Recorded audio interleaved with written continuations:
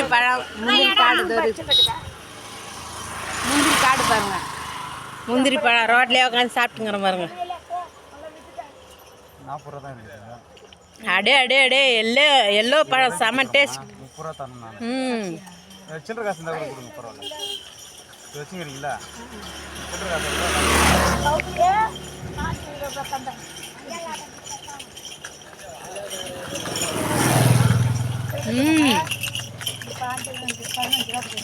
செம்ம taste. Yellow பழம் தான் செம்ம டேஸ்ட்டாக இருக்கும்.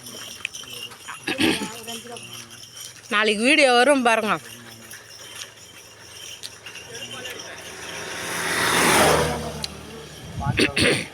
நாளைக்கு வீடியோ வரும் பாருங்க. மரத்துல இருந்தால் அப்படியே கடிச்சு சாப்பிட்றேன். அதெல்லாம் வீடியோ வரும், மறக்காம பாருங்க. எங்கள் ஊர் தோட்டம் பாருங்க, முந்திரி தோட்டம்.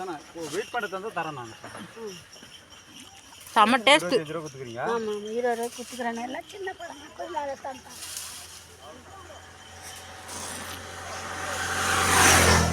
பேச்சே வரலன்னா பாருங்க, அவ்வளோ இனிப்பு. இந்த வருஷம் பழம் நல்லா இருக்குது. போன வருஷம் அவ்வளோ நல்லா இல்லை பழம். இந்த வருஷம் சூப்பராக இருக்குது. காஞ்சிபுரம் செம்ம டேஸ்ட்டு. சக்கையாக்கு திப்பிட வேண்டியதாங்க. பாருங்கள் பழம் பார்த்தீங்களா, எல்லோ பழம் தான் செம்ம டேஸ்ட்டு.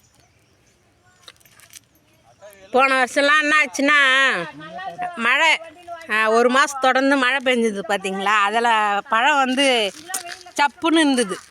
ஆனால் இந்த வருஷம் சரியான வெயில்.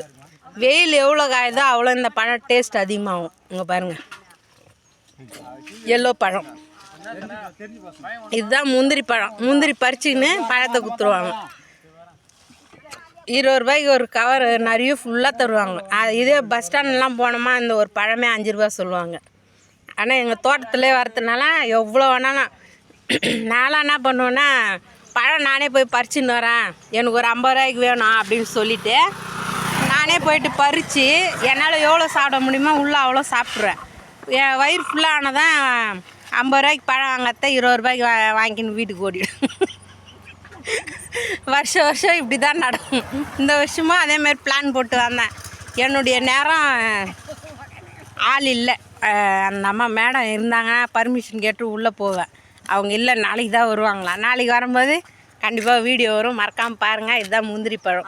கொடுங்க பாருங்கள். எல்லோ பழம் சூப்பராக இருக்கும். பாய். நான் காஞ்சிபுரத்துலேருந்து பேசுகிறேன்.